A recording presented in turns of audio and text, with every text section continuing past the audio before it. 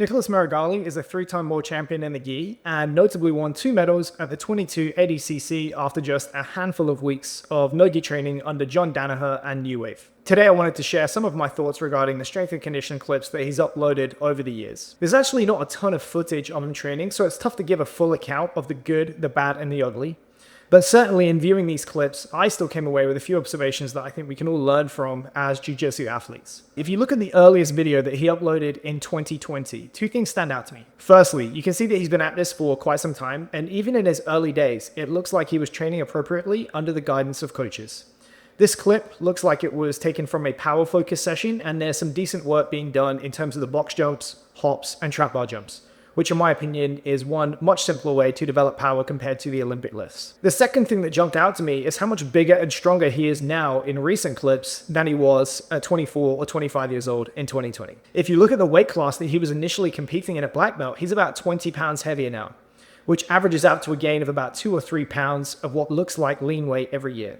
Now that doesn't sound like a lot, but it's clearly added up to a big gain over the years, which reaffirms that consistency is key. In more recent clips, he's obviously moved to the USA, and he started to work with a new strength coach in the form of Jimmy House, and he picked well.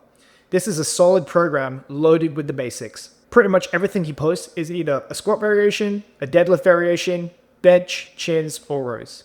He also sprinkles in some isolation or accessory work on top with things like dips, push-ups, raises, and sled drags, so it's a well-balanced program. In terms of the loading, for the big lifts, there are occasional 1 rep max attempts, but it looks like a lot of sets in the 3 to 5 rep range, with about 1 to 2 reps in the tank.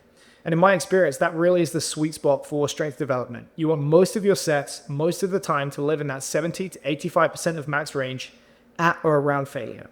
That's going to provide you with a long-term, sustainable level of progress, as he's shown. In terms of his frame, he's a natural deadlifter. He's 6'3", long arms and legs, and he's lifting well over double body weight on the deadlift, which is decently strong. He's not as strong on the squat, but honestly, in an upright style like gi jiu-jitsu, where you're either using judo takedowns, which incidentally he does a lot in no-gi, or you're getting grips and pulling guard, I really think his numbers are absolutely fine, and I would prioritize the deadlift anyway. His bench is not great, but there are so few true pressing movements in jiu-jitsu that it really doesn't matter. Now, I know everyone at ADCC is supposed to be on steroids, but looking at his physique, his numbers, and the gradual nature of his progress, I would have no trouble believing that he's a natural trainee. Could he add some stuff? Would I do things differently? Perhaps. But what he's doing, which is primarily focusing on just being big and strong in the basics, is going to get you most of the way there.